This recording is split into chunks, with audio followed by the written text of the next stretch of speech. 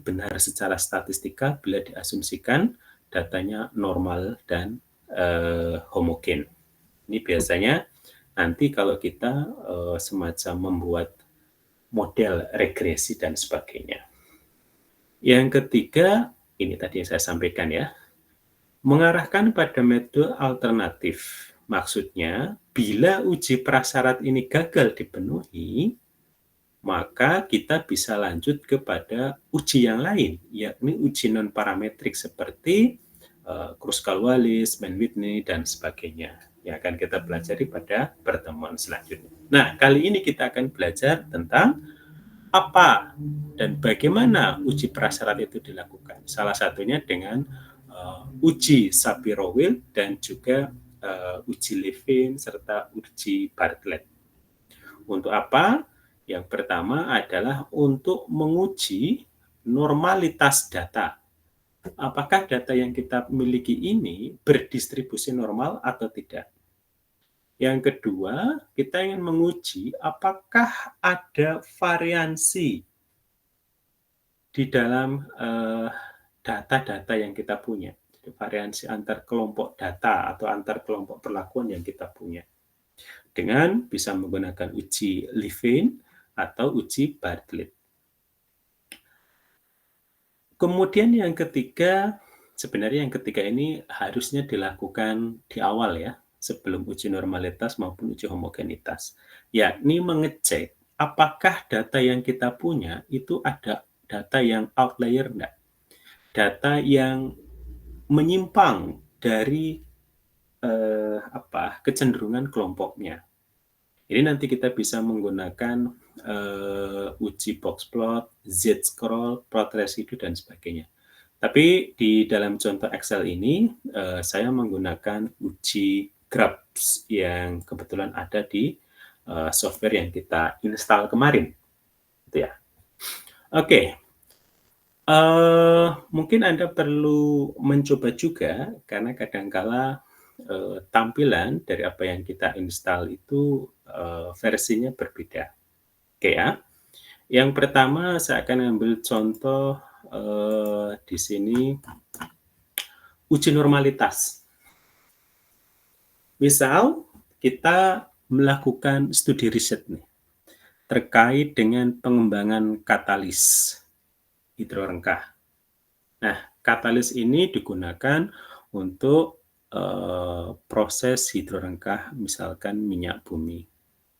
Kemudian diperoleh rendemen hasil hidrorengkah seperti data yang tertera pada layar, ada katalis A, katalis B, dan katalis C. Nah, masing-masing kita dapatkan di sini misalkan rendemennya 8 ya, skala misalkan 1 sampai 50, dapat 8, 9, 7, 10, 6, 8, 7. Yang B 5, 6, 4, 5, 6, 8, 7, 5. Yang C 9, 10, 11, 12, sebagainya.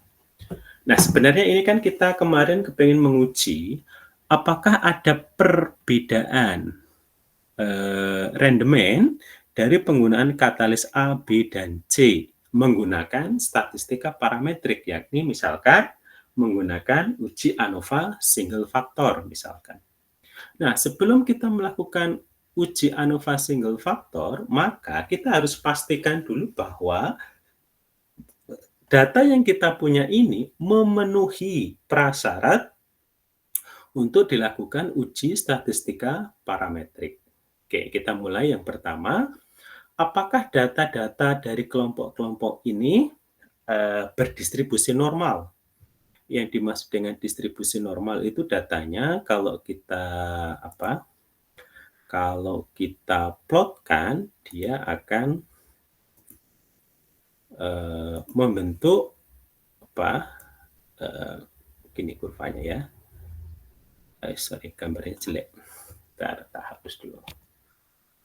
Dia akan membentuk sebuah distribusi. Nah, begini.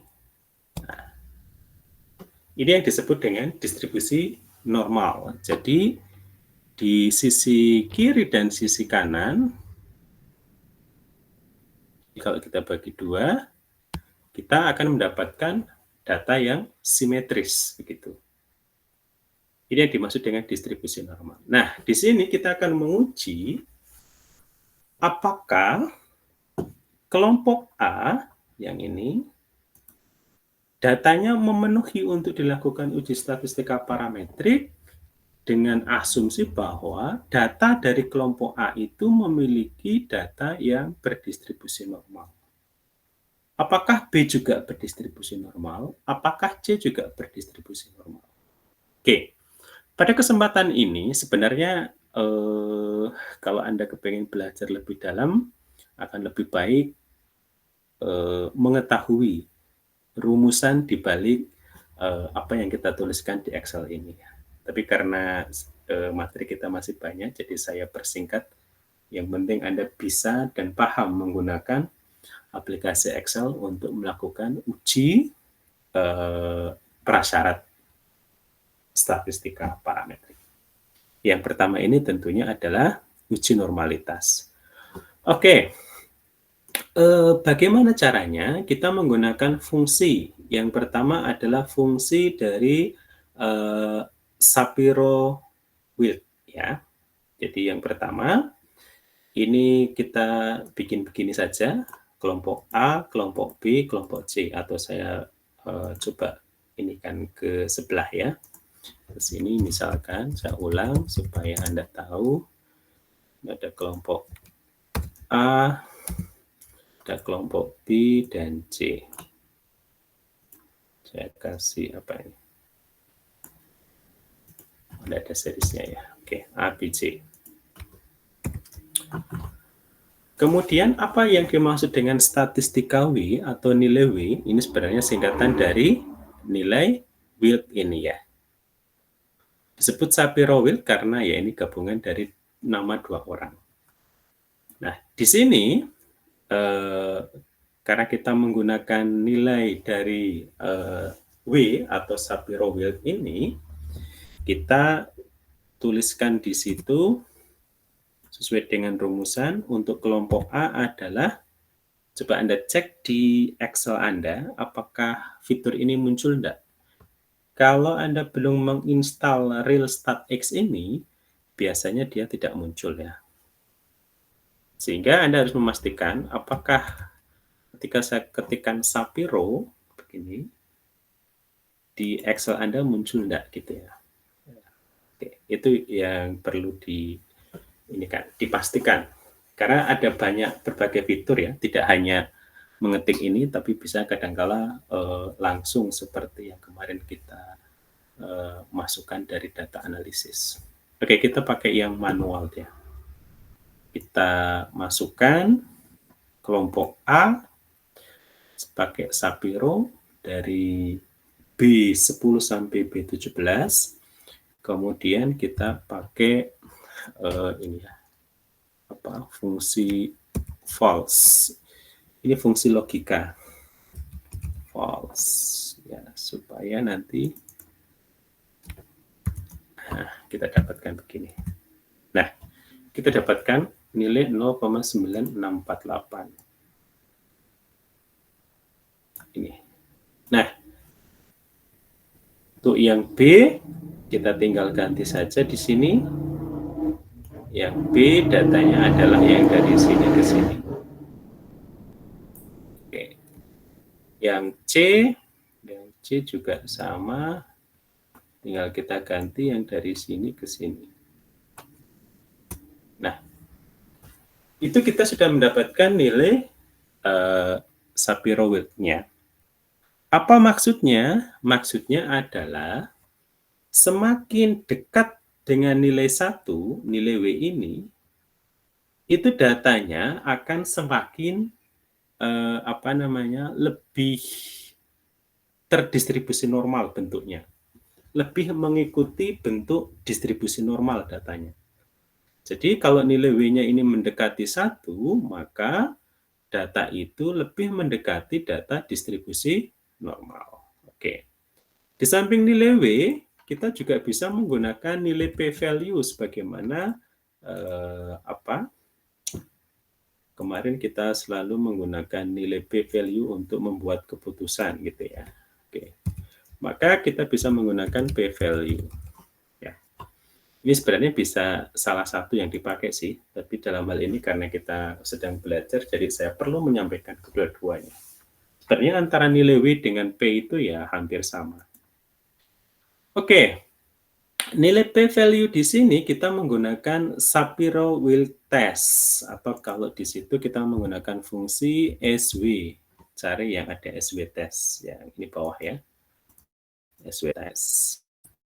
Nah, SW test ini kita klik yang kelompok A, kemudian pakai fungsi logika false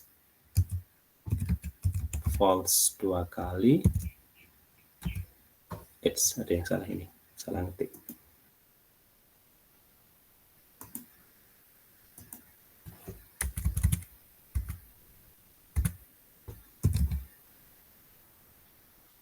False, mungkin tidak salah. Oke ya. Oke. Ini kita tarik saja ke bawah, terus kemudian kita sesuaikan datanya tadi. Datanya adalah yang ini. Kemudian untuk yang C, datanya juga perlu kita sesuaikan lagi. Yang ini. Oke. Ya, kita dapatkan nilai ini. P-value dan nilai W.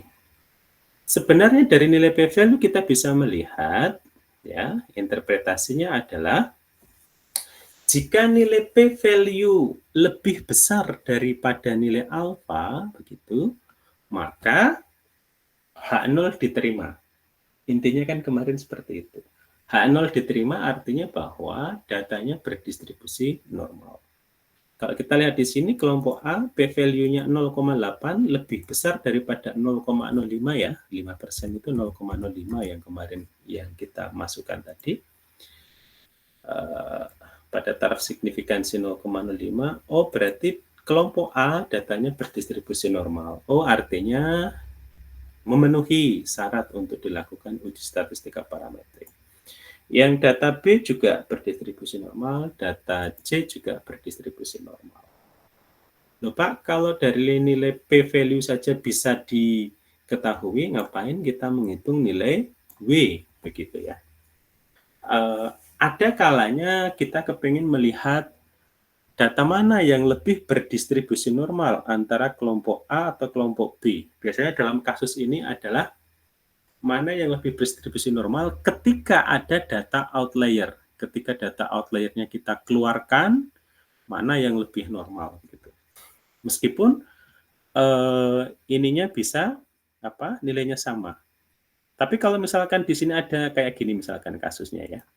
Kalau ini kan kita hanya bisa mengambil nilai bahwa 0,8 lebih besar daripada 0,05 artinya bahwa datanya berdistribusi normal. Tapi kalau kita bandingkan misalkan ini 0,96 kelompok A, kelompok B, kelompok C, maka antara kelompok B dengan kelompok A datanya lebih berdistribusi normal yang kelompok A. B dengan C lebih berdistribusi normal yang kelompok C. A dengan C bentuknya relatif sama. Hanya itu saja sebenarnya. Tapi secara keseluruhan dapat kita simpulkan bahwa ya dari nilai p-value ini ketiga data ini berdistribusi normal. Sehingga kita bisa membuat kesimpulan dari nilai p-value ataupun dari nilai W tadi. Ya, ini saya tuliskan dalam nilai p-value ya supaya konsisten maksudnya. Kelompok A nilai p-value-nya 0,82 lebih besar daripada 0,05, artinya H0 diterima. Kalau H0 diterima artinya datanya berdistribusi normal. Sebenarnya di balik ini ceritanya adalah kita melakukan uji hipotesis seperti kemarin ya, ketika bikin ANOVA, UJT dan sebagainya. Di mana hipotesis 0 kita mengatakan bahwa datanya berdistribusi normal. Anti hipotesisnya adalah datanya tidak berdistribusi normal. H0 diterima jika nilai p-value lebih besar daripada nilai alfa. Kira-kira begitu ceritanya. Sehingga kita dapatkan kesimpulan di sini. Oke, baik. Kelompok A maupun B maupun C telah memenuhi syarat distribusi normal. Lanjut ya. Kalau ini udah oke, sekarang kita akan lanjutkan. Apakah data ini homogen enggak dari sisi variansi ya, homogenitas. Artinya ada variansi enggak antar kelompoknya. Jadi kalau saya punya data ini kayak tadi, kita akan menguji apakah ada variansi yang signifikan antara data-data dari kelompok A, data-data dari kelompok B, data-data dari kelompok C, dan sebagainya. Maka di sini kita menggunakan uji Levin atau Bartlett. Anda bisa pakai salah satu.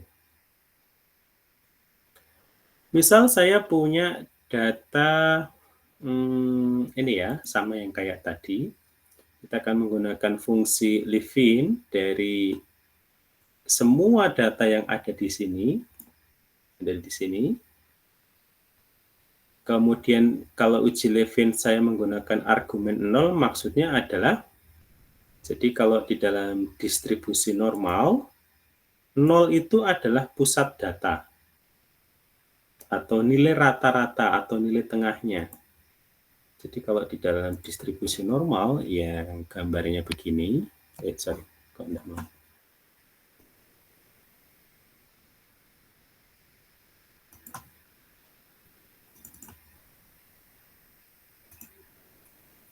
Yang dia punya distribusinya begini, maka titik tengah yang ada di tengah ini adalah nilai 0.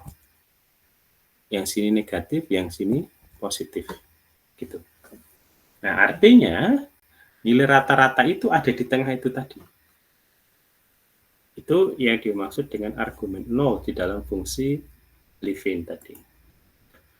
Oke, di sini kita kalau menggunakan uji Levin test, seperti biasa, Anda bisa mengetes di Excel Anda, muncul enggak fungsi-fungsi seperti kalau saya ketikkan sama dengan Levin test, oh ini ada Levinnya keluar, begitu ya. Nah, Levin test ini untuk uji variansi antar kelompok, kalau tadi uji normalitas mengujinya tiap kelompok, kalau untuk uji variansi antar kelompok ini kita blok semuanya. Blok semuanya.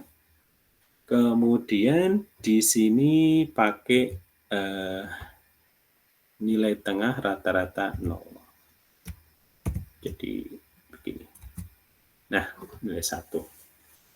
Lalu bagaimana mengambil kesimpulannya? Kita bandingkan terhadap nilai alfa 0,05 ya. Anda bisa pakai 0,01 dan sebagainya. 0,05 atau 5%. Ini ya, nilai Levin testnya itu 1. Nilai alfanya 0,05. Karena nilai Levin testnya itu lebih besar daripada nilai alfa, H0 diterima. Gitu ya, ini sebenarnya sama kayak yang di depan tadi. Artinya kalau H0 diterima, berarti datanya homogen. Oke. Coba kita menghitung dengan metode Bartlett. Nah, Bartlett itu hampir sama sebenarnya. Kita cuma mau menguji apakah fungsi-fungsi Levin atau Bartlett itu sudah muncul di data Anda atau belum. Oke, kita munculkan di sini Bartlett. Sebenarnya ada Bartlett test di sini sebenarnya ada ya. Tapi saya pakai yang ini saja dulu. Nah, Bartlett testnya sebenarnya ada sendiri. Oke.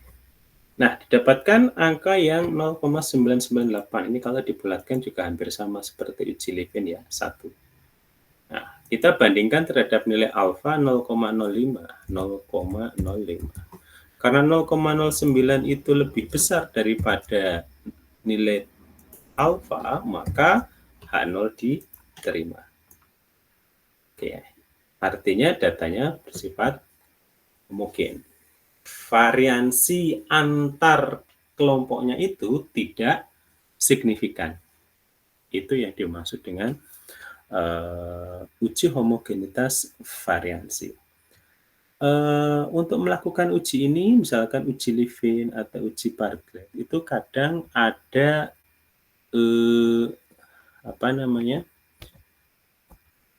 jumlah data minimal ya. Ini kalau tidak salah untuk uji Levin minimal ada 4 data, ya, ada 4 data. Jadi kalau ada 4 data ya minimal ada 2 dari kelompok A, 2 dari kelompok B. Sehingga supaya aman biasanya ini dibikin menjadi 6. 3 dari A, 3 dari B misalkan. Itu minimalnya ya. Kalau kurang dari 4 itu biasanya tidak bisa dilakukan oleh uji Levin. Jadi kalau begitu Anda tahu berapa jumlah sampel yang harus disiapkan ketika akan melakukan uji homogenitas maupun uji normalitas gitu ya.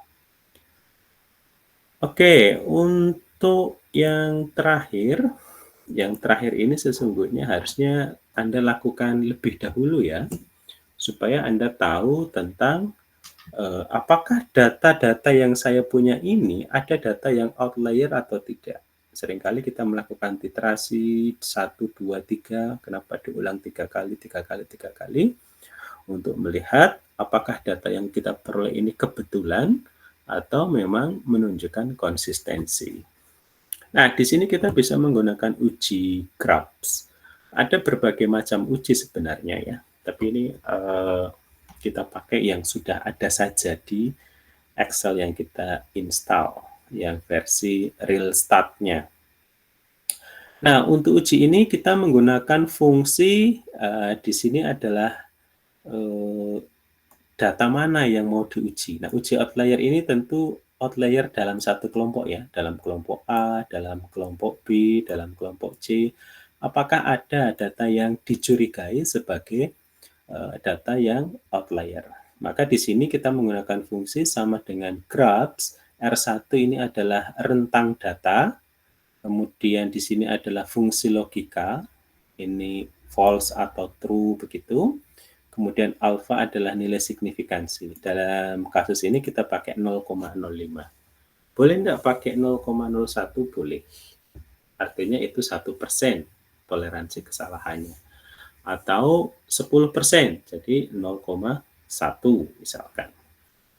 Yang nanti outputnya menghasilkan data outlier yang dicurigai, nilai graf perhitungan, dan nilai graf kritis. Kemudian yang terakhir adalah kesimpulan. Apakah nilai graf hasil perhitungan lebih besar atau lebih kecil daripada nilai graf kritis? Akan tertulis yes jika dia lebih besar dan no jika G perhitungan lebih kecil daripada G kritis. Kita simulasikan, misalkan saya punya data seperti ini ya. Ada ABC. Oke ya, kita lihat datanya di sini 8, 9, 7, 10, 6, 8, 9, 7. Biasanya data-data outlier itu kalau kita urutkan itu yang mencurigakan itu yang ada di ujung-ujung. Bisa yang nilainya paling kecil, bisa juga yang nilainya paling besar. Tapi kalau kita mengurutkan ini kan wasting time ya, artinya wah ini nambah kerjaan gitu ya. Maka kita bisa menggunakan uji Krapf ini. Misalkan, saya ambil contoh di sini ya, untuk yang kelompok A, kita ragu-ragu nih, antara yang 10 atau yang 6, kan kira-kira begitu, yang dicurigai lah ya, kira-kira begitu. Maka kita bisa menggunakan fungsi sama dengan graph, sudah muncul, Anda cek di tempat Anda apakah muncul. Kemudian dipilih ini rentangnya Terus kalau tempat saya pakai koma ya, mungkin tempat Anda bisa pakai titik koma atau titik 2 gitu ya, bergantung versi Excel-nya gitu kadangkala. Nanti dicoba-coba saja, bisa titik koma itu begini, atau koma saja seperti yang di depan, atau kadangkala titik 2, tapi titik 2 biasanya jarang. Di tempat saya menggunakan koma. Jadi saya menggunakan koma, saya tuliskan nilai true untuk menyertakan labelnya ya. Maksudnya true ini biar labelnya muncul gitu. True, biar labelnya muncul. Kemudian nilai alfa, taraf signifikansinya adalah 5% atau 0,05. Tempat saya koma itu menggunakan titik ya, berarti ini versi bahasa Inggrisnya. Oke, kalau sudah kita masukkan, nah dia akan muncul langsung datanya begini. Outlier, outlier ini adalah data yang dicurigai. Ternyata dari kelompok A ini yang dicurigai justru adalah data yang terkecil, yakni 6. Gitu ya. 6. Oh, 6. Dari data yang dicurigai 6 itu, kita hitung nilai G perhitungannya, atau G statnya, graph statnya, itu 1,52. Sementara nilai G kritikalnya adalah 2,03. Karena G perhitungan ini lebih kecil daripada G kritisnya, maka dapat kita simpulkan bahwa 6 ini bukan outlier. Berarti 6 ini harus dipertahankan. Artinya angka 6 yang kita curigai ini bukan outlier. Jadi ini lolos. Lolos. Kita kasih warna hijau. Oke, sekarang kasusnya kalau untuk data yang kelompok B misalkan. Di kelompok B ini sama, kita menggunakan graphs, kemudian datanya rentangnya ini, kemudian kita panggil true, dan alfanya 0,05.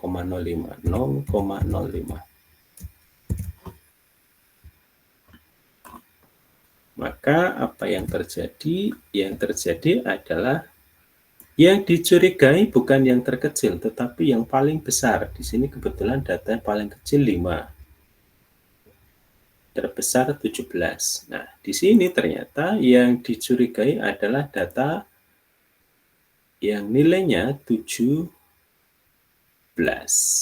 Oke. Apakah data 17 ini merupakan outlier atau bukan? Kita lihat di nilai G hasil perhitungannya dan graph kritikalnya.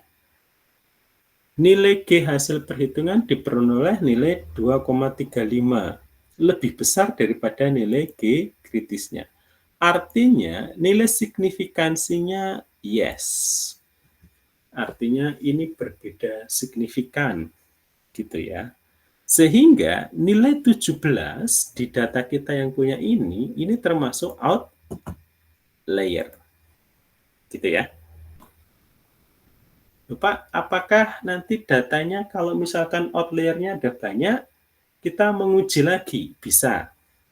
Setelah Anda keluarkan data 17 begini, misalkan yang B, Anda masih mencurigai jangan-jangan 5 ini juga termasuk gitu ya.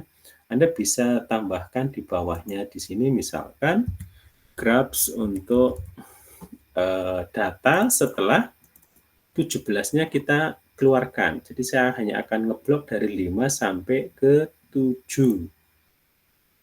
Terus koma, panggil labelnya true, kemudian alfanya 0,05. Apakah sekarang sudah aman? Oh ya.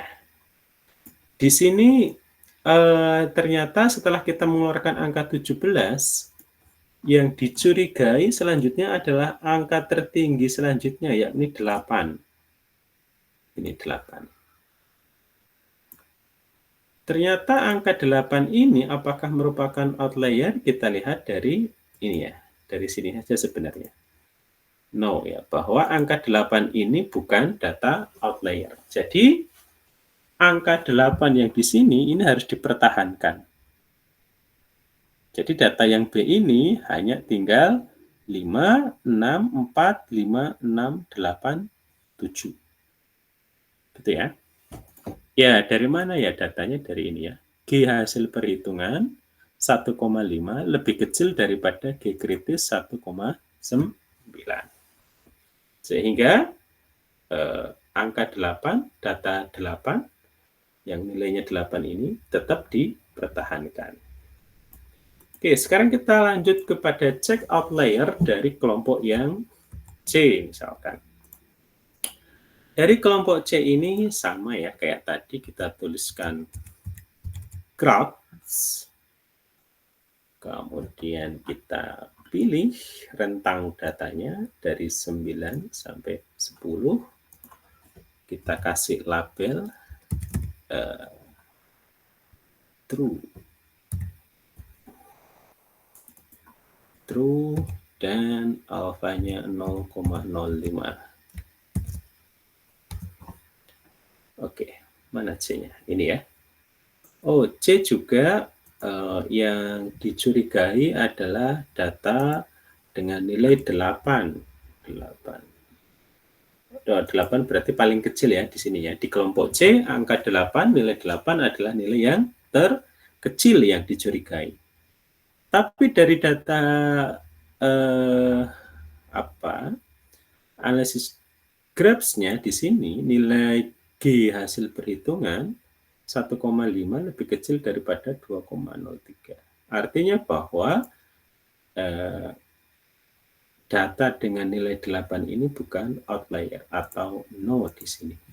Begitu ya.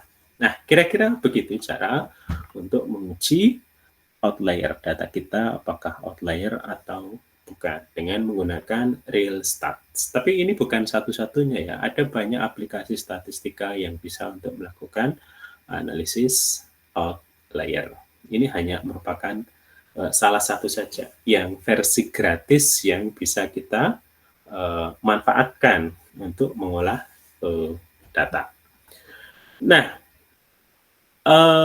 sebelum melakukan uji-uji statistika, memang idealnya kita melakukan pengecekan data, namanya pre-processing. Apakah ada data kita yang merupakan data outlier atau data simpangan? Misalkan begini, kita punya data simpangan. Apakah ada?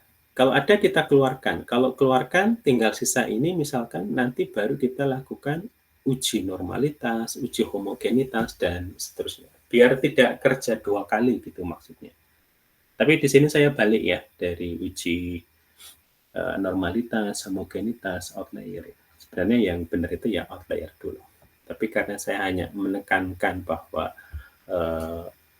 aspek yang penting di dalam statistika parametrik adalah uji asumsi terkait normalitas dan homogenitas varians. Oke, ini kira-kira selanjutnya, oke ya, ini saya batasi saja sampai sini ya. Saya mau masuk ke statistika non-parametrik sebenarnya.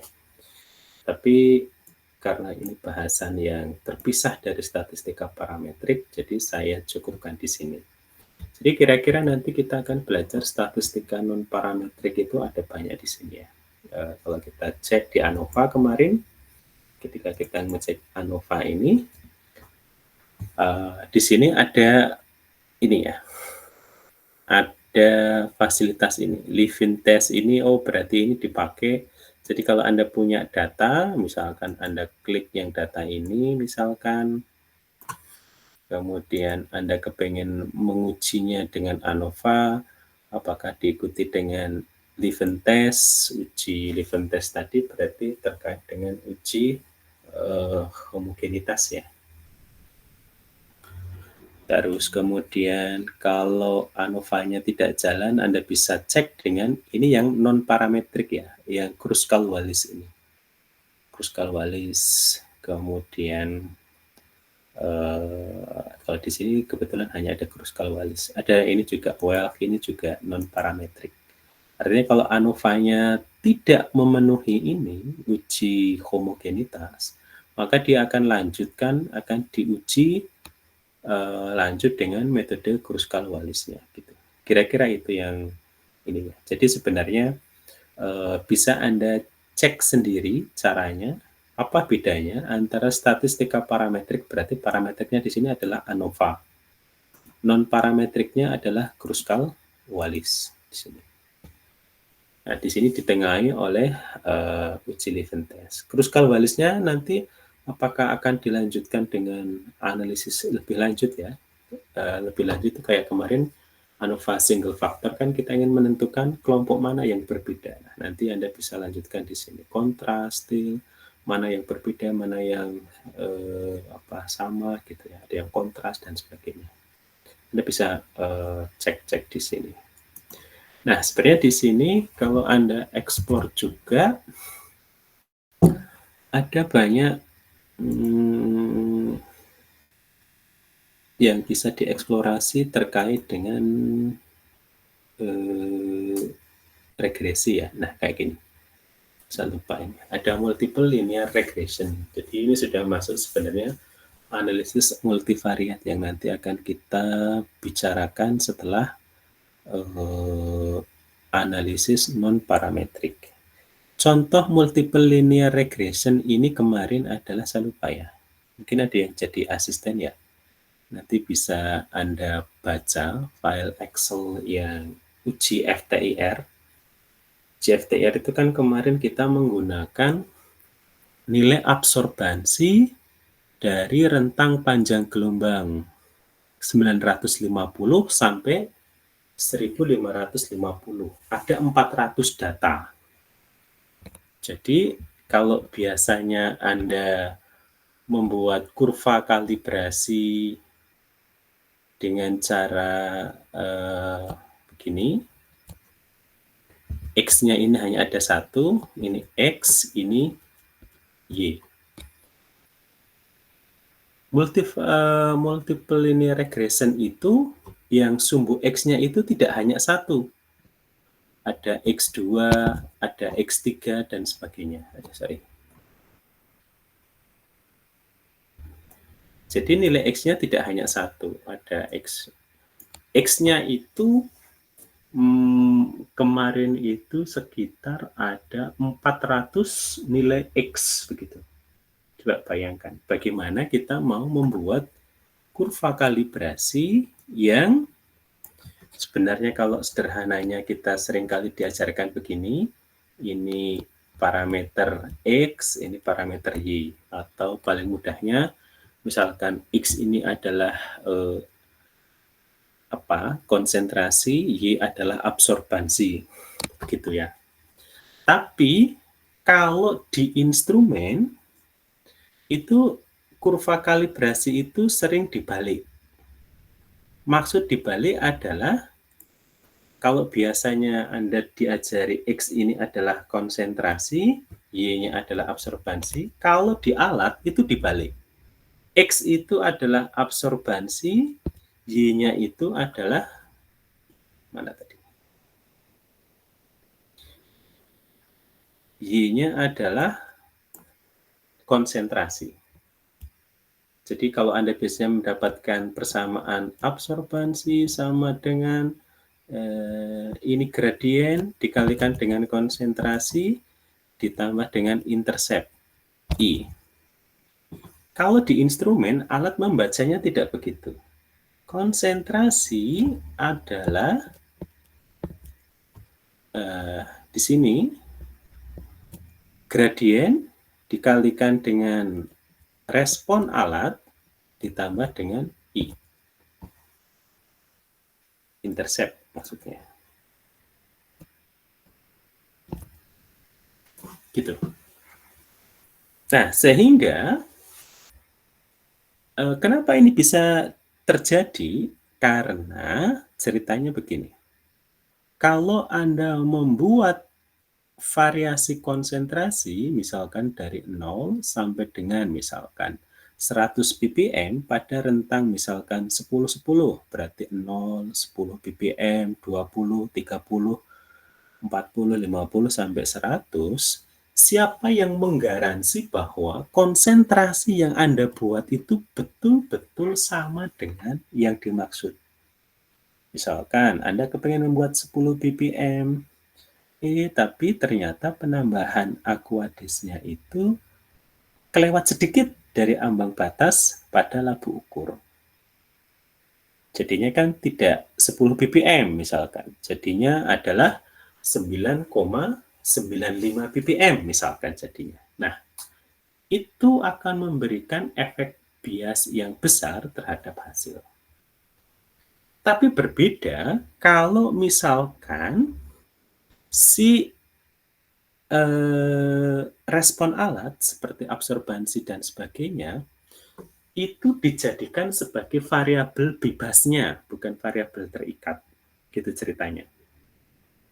Ini lebih menjamin kedekatan dengan nilai sebenarnya karena alat itu sudah dibuat supaya errornya seminimal mungkin, gitu.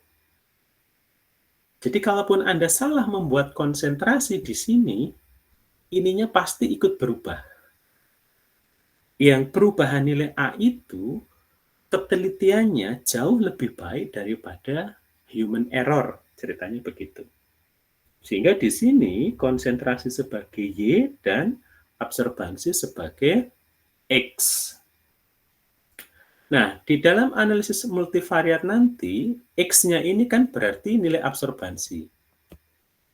Kalau Anda FTIR, berarti kan nilai absorbansi itu bisa dari rentang 650 per sentimeter ya, nilai bilangan gelombangnya, 650 sampai 4000, itu kisaran sekitar 1798 data. 1798 data. Artinya nilai X-nya itu tidak hanya satu, tapi ada X1 memberikan absorbansi berapa. Sampai dengan X 1798 yang memberikan nilai absorbansi juga. Nah, itu yang disebut dengan multiple linear regression.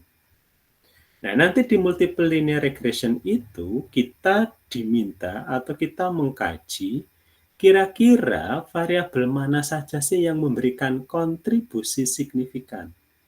Sehingga nanti X-nya akan direduksi hanya nilai X yang memberikan nilai p-value kurang dari 0,05. Misalkan dari 1798. Setelah kita cek menggunakan multiple linear regression, ternyata yang memberikan nilai p-value kurang dari 0,05 misalkan hanya absorbansi pada bilangan gelombang 1400, 1300 yang jumlahnya hanya ada 3 variabel bilangan gelombang, misalkan 1300, 1400 sama 1500. Bayangkan dari 1798 dengan menggunakan model stepwise multiple linear regression, kita diberikan informasi dari sekian banyak data yang punya signifikansi terhadap persamaan regresi ini hanya absorbansi pada bilangan gelombang tertentu, hanya 3 misalkan. Atau mungkin 4, tapi biasanya jarang ya, dibikin ya biasanya maksimal 6. Kalau terlalu banyak kan juga tidak bagus gitu. Tapi sebenarnya semakin banyak variabel yang dipakai, ketelitiannya juga akan semakin besar. Tapi kan biasanya kita perlu simplifikasi gitu ya. Mana 1, 2, 3 parameter yang memberikan kontribusi yang signifikan terhadap hasilnya. Nah, itu nanti akan kita pelajari di analisis multivariat multiple regression setelah Analisis non-parametrik. Oke, sampai di sini ada pertanyaan?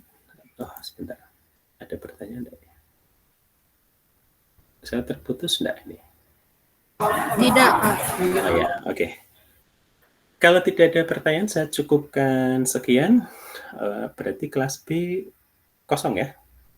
Ada kelas B enggak di sini? Ada, Pak. Oh iya, ya. Jadi saya share aja ya ke kelas B. Oke, terima kasih atas kebersamaannya. Mohon maaf. Terima kasih. Wassalamualaikum warahmatullahi wabarakatuh. Jangan lupa dicoba di Excel masing-masing ya, dicek ya. Terima kasih. Baik, Pak. Terima kasih.